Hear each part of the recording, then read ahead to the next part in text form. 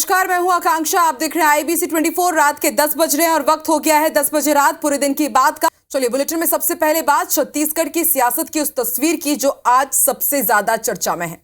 राजनांदगांव में कांग्रेस नेता और पूर्व जिला पंचायत अध्यक्ष सुरेंद्र दाऊ ने पूर्व सीएम भूपेश बघेल के सामने अपनी भड़ास जमकर निकाली। एक कार्यक्रम के मंच पर अपनी ही पार्टी के नेताओं को खरी खरी सुना दी। उन्होंने कहा कि 5 साल में कार्यकर्ताओं का काम और सम्मान नहीं हुआ। बिना नाम लिए सुरेंद्र दाऊ ने कहा कि 5 साल एक ही नेता दिखा, आज वो गायब हो गया। मेरी बातें यदि बुरी लगी तो पार्टी से निष्कासित कर दे। 5 साल हम आपसे मिलने के लिए तरस गए। मैं डंके के चोट पे यहाँ कितो अगर 500 कार्यकर्ता है, 500 कार्यकर्ता उठ के कह दे कि वो परिवार के 5 साल में एक ठन काम लाभ मन कोई करे हो बता दे, मैं मन से उतर के चल दूं। कोई नहीं करी। हमन दुख तकलीफ और घर के अगर बहू बेटा के कोई ट्रांसफर है, मोर कोई काम है, मोर कोई तकलीफ है, कोई काम नहीं करे लाइन। मैं अगर बहुत दुखी मन से कहा तो आदरणीय, और अगर मोर बात कहीं गलत है तो मैं मन से क्षमा मांगते हुए, जिला अध्यक्ष जी आप हो, आप लोग निष्कासन के अधिकार है, आप उन निष्कासित कर देना।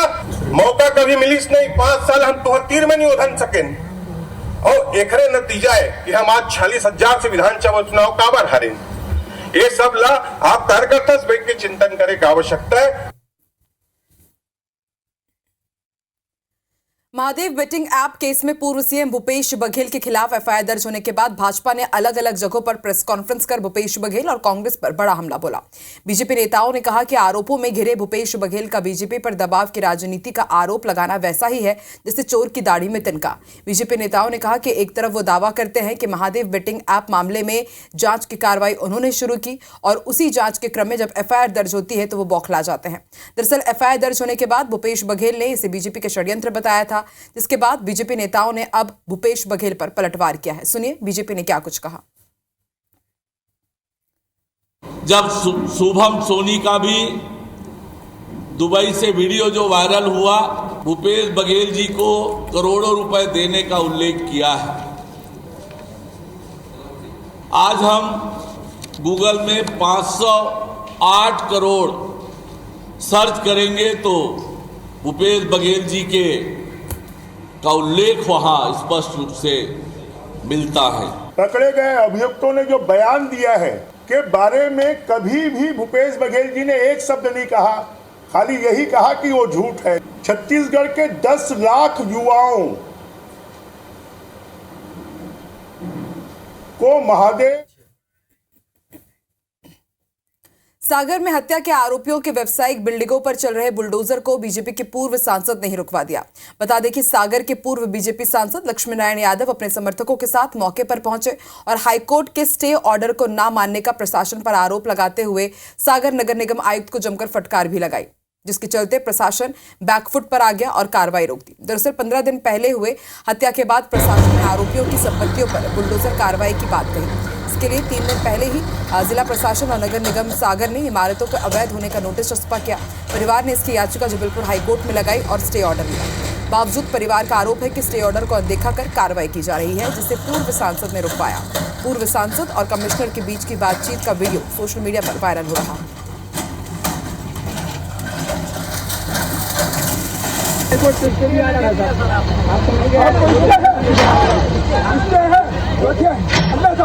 मैं सुप्रीम कोर्ट तक नहीं छोड़ाऊंगा आपको। आप बस अभी तक जाते हैं, आप गिराइए तो इसका वीडियो बना लिया, हम उसको प्रोड्यूस करेंगे। जो भी माननीय न्यायालय के निर्देश क्यों नहीं कर रहे तो क्यों आप पार्टी के लोगों के साथ पार्टी नहीं। चलो इस देश में रूल ऑफ लॉ चलेगा या पुलिस राज चलेगा? मैं एक ही सवाल पूछता हूँ। तो जब 62 साल हो गए राजनीति में संजय, और ऐसा कोई पद नहीं है जो मैंने नाम लेना वहाँ, तो ये कोई तरीका नहीं है। अफसरों के क्या किया ऐसे मंदिर नहीं चल जाएंगे। 5 दिन पहले खन्ना साहब व्यक्तिगत रूप से कह रहा हूँ कि बस उसको समझ लीजिएगा। और सुकमा से बड़ी खबर आपको बता दें, नक्सल मोर्चे पर सुकमा पुलिस को बड़ी सफलता मिली है। 8 बड़ी घटनाओं में शामिल नक्सली दंपतियों ने आत्मसमर्पण किया है।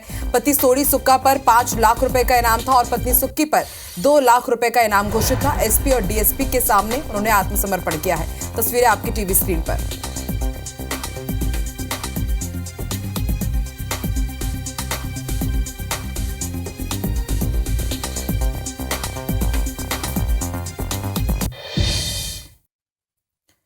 बिलासपुर में दरिंदगी के बाद हुई 3 साल की बच्ची की मौत का मामला गर्माता जा रहा है। घटना के बाद पीड़ित के परिजन और इलाके के लोग गुस्से में हैं।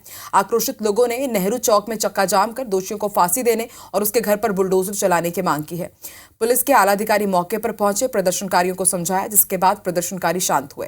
वहीं दूसरी ओर पुलिस ने पीड़ित मासूम के शव का पोस्टमार्टम कराने के साथ ही आरोपी नाबालिग को हिरासत में लेने के साथ ही उसके एक परिजन को गिरफ्तार कर लिया है। फिलहाल पुलिस को पोस्टमार्टम रिपोर्ट का इंतजार है, जिसके आने के बाद केस में आगे धाराएं बढ़ा सकेंगे। वहीं दूसरी ओर राजस्व विभाग की टीम आरोपी के घर में हुए अवैध निर्माण का मूल्यांकन कर रही है, ताकि घर में कोई अवैध निर्माण हो तो उसे गिराया जा सके। सिरगिट्टी इलाके में 3 साल के मासूम की संदिग्ध हालत में मौत हो गई थी। पड़ोस में रहने वाले एक नाबालिग पर मासूम से रेप का आरोप है।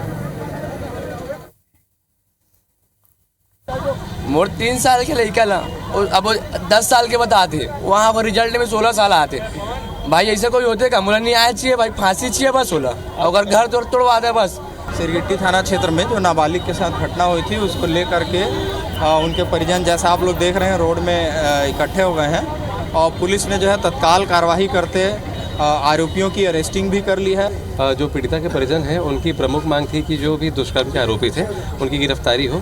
तो संबंधित पुलिस विभाग के द्वारा जानकारी दी गई है कि दुष्कर्म के जो भी आरोपी थे उनकी गिरफ्तारी हो गई है। और उनकी एक मांग ये भी थी कि जो आरोपी है उनका जो घर है अवैध निर्माण है, तो संबंधित हल्का पटवारी को निर्देशित किया गया है। आगामी लोकसभा चुनाव को लेकर पुलिस ने बड़ी कार्रवाई की है। पुलिस ने अवैध आर्म्स निर्माण फैक्ट्री का पर्दाफाश किया। स्पेशल टास्क फोर्स से मिली सूचना के आधार पर पुलिस ने तस्करों के खिलाफ कार्रवाई की और 2 आरोपियों को पकड़ा। दोनों आरोपियों के कब्जे से कुल 8 देसी पिस्तल, 6 देसी कट्टे, 22 जिंदा कारतूस और हथियार बनाने के उपकरण जब्त हुए हैं, जिसकी कीमत करीब 4.5 लाख रुपए है।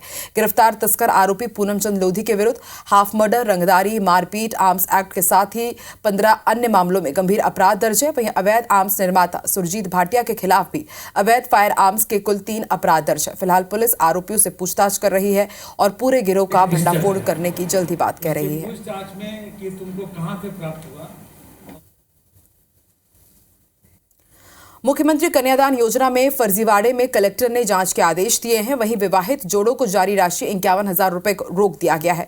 बता दें कि ग्वालियर जिले के भीतरवार में आयोजित मुख्यमंत्री कन्या विवाह योजना में कई जोड़ों ने 51,000 रुपए की लालच में दोबारा शादी कर ली थी। मामले का खुलासा होने पर हड़कंप मच गया। अब इस मामले को लेकर जांच के आदेश दिए गए हैं। इस पूरे मामले में खास बात यह रही कि जिन जोड़ों को अपात्र घोषित किया गया था, उनकी भी दोबारा शादी करा दी गई। फिलहाल इस मामले में जांच जारी है। रायपुर रेलवे स्टेशन के पार्किंग ठेकेदार के ठिकानों पर स्टेट जीएसटी की टीम ने छापेमार कार्रवाई की। साथ ही कैटरिंग ठेकेदार सनशाइन केटरर्स के दफ्तर में भी स्टेट जीएसटी की कार्रवाई चल रही है।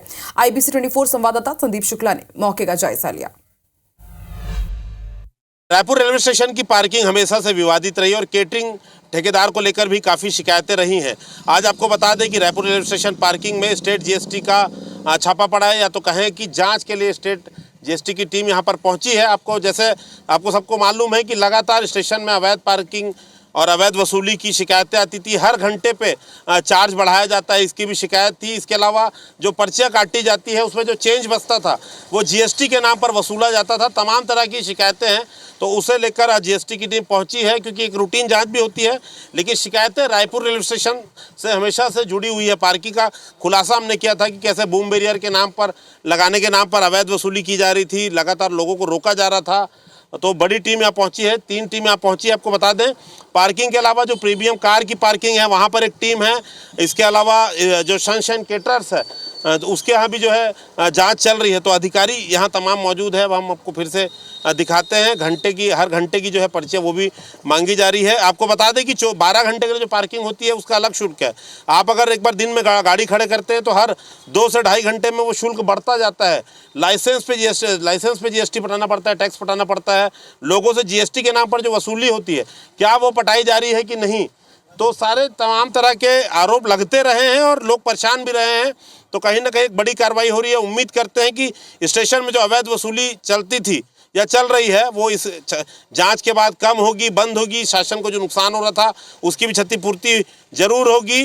अब देखते हैं इस जांच में क्या निकलता है। पार्किंग ठेकेदार के अलावा रायपुर रेलवे स्टेशन में दुकानें संचालित करने वाले सनशाइन केटरर्स के यहाँ भी आपको बता दें कि जांच चल रही है। रायपुर रेलवे स्टेशन में ऐसी 14 से 15 दुकानें हैं जो सनशाइन कैटर संचालित करता है। हर दिन 10 से 15 हज़ार की सेल है। अंदर इनका कार्यालय है, जीएसटी ऑफिसर्स यहीं पर हैं। आपको बता दें हर दिन 10 से 12-15 हज़ार की सेल है। ये रेलवे को तो शुल्क पटाते हैं, लेकिन बड़ा सवाल ये है, या बड़ा इनपुट है कि कई लंबे समय से स्टेट जीएसटी नहीं पटा रहे थे। तो देखते हैं जांच में क्या निकलता है। फिलहाल 3 से 4 टीम जीएसटी की आई है। कैमरामैन अनिल नागल के साथ संदीप शुक्ला, IBC 24 रायपुर। मध्य प्रदेश के ग्वालियर चंबल अंचल में भले ही कोई संवैधानिक पद ना हो, लेकिन आपकी राजनीति में पकड़ होनी चाहिए, तब आपको बिना किसी खतरे पुलिस का गार्ड मिल सकता है। ऐसा हम नहीं बल्कि ग्वालियर पुलिस द्वारा लोगों को दी गई सुरक्षा बता रही है। क्या है पूरा मामला, इस रिपोर्ट में देखिए।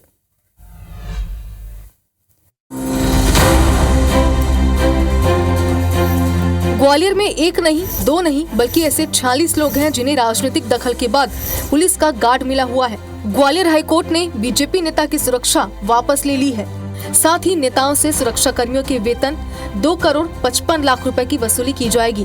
हालांकि कुछ आरटीआई एक्टिविस्ट और सीनियर एडवोकेट ने ग्वालियर पुलिस से इनकी सूची भी मांगी है, लेकिन पुलिस ने अपना बचाव करते हुए सूची नहीं उपलब्ध कराई।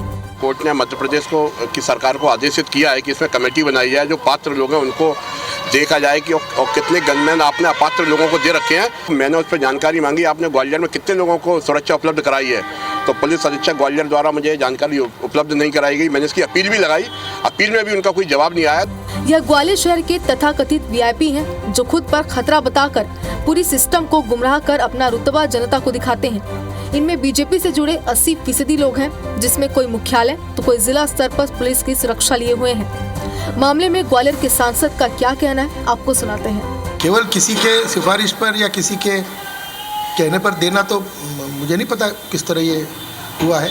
उम्मीद है जिनको जरूरत है उनको सुरक्षा दे पुलिस, जिनको नहीं है उनको आवश्यकता नहीं है उसे हटाने। ये आज की सरकार की जिम्मेदारी है कि वो देखे कि सुरक्षा गार्ड किनको दे रहे हैं। येन केन प्रकारेण सुरक्षा गार्ड ले लेते हैं अपना स्टेटस दिखाने के लिए कि वो बड़े महत्वपूर्ण व्यक्ति हैं। मध्य प्रदेश औद्योगिक सुरक्षा बल मुख्यालय द्वारा निर्धारित दरों के मुताबिक पुलिस की सुरक्षा लेने वाले इन वीवीआईपी लोगों को एक सिपाही की तैनाती के एवज में हर दिन 2620 रुपए चुकाने हैं, लेकिन राजनीतिक पहुंच के कारण ये सारे नियम कायदे बौने हैं। इसलिए अधिकांश तथाकथित वीआईपी लोग मुफ्त में पुलिस की सुरक्षा ले रखे हैं। बता दें कि ग्वालियर में अकेले ऐसे तथाकथित वीआईपी पर हर साल करीब 4 करोड़ 69 लाख 41 हजार रुपए खर्च किए जाते हैं। ग्वालियर से नासिर गौरी की रिपोर्ट, IBC 24। छत्तीसगढ़ में सोमवार को अचानक मौसम में बदलाव देखने को मिला। दुर्ग के धमधा में तेज आंधी के साथ बारिश हुई, अंबिकापुर में गरज चमक के साथ छींटे पड़े और बलरामपुर में तेज बारिश के साथ ओले गिरे। इसके अलावा सूरजपुर, कोरबा और पेंड्रा में भी बारिश हुई। बेमौसम बारिश पर किसानों ने फसल नुकसान की आशंका जताई है और धान उपार्जन केंद्रों में भी नुकसान की संभावना जताई गई है।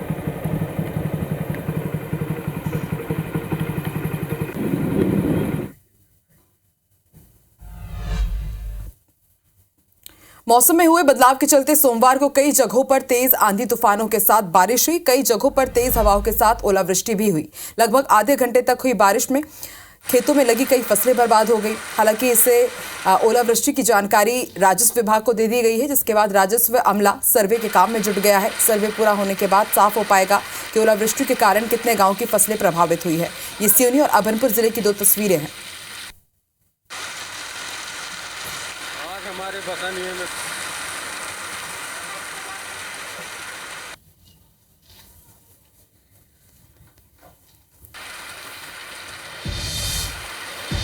आदिवासियों के पारंपरिक भगोरिया पर्व की शुरुआत हो चुकी है।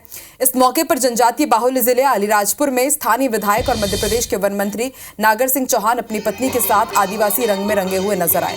बता दें कि हर साल होली से ठीक 7 दिन पहले आदिवासी अंचलों में भगोरिया पर्व मनाया जाता है, जिसमें लगने वाले हाट बाजारों में आदिवासी समाज के युवक युवती पारंपरिक वेशभूषा में शामिल होते हैं, नाचते झूमते हुए उत्सव के रूप में इस पर्व को मनाते हैं।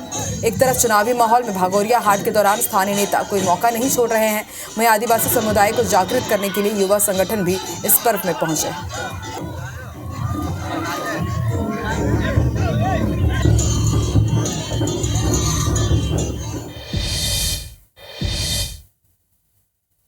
ये चुनाव है और इस बार देश के नरेंद्र मोदी के नेतृत्व में 400 से अधिक सीट भारतीय जनता पार्टी की सरकार की सीटें जीतने वाली है और तीसरी बार देश के प्रधानमंत्री इस देश का नेतृत्व करने वाले हैं। अलीराजपुर, झाबुआ और रतलाम संसदीय क्षेत्र के आदिवासी भाई बहनों और सभी को मेरी ओर से, मेरे परिवार की ओर से बहुत बहुत शुभकामनाएं। 18 मार्च से 24 मार्च तक अलीराजपुर जिले में करीब 32 स्थानों पर भगोरिया हाट का आयोजन किया जा रहा है।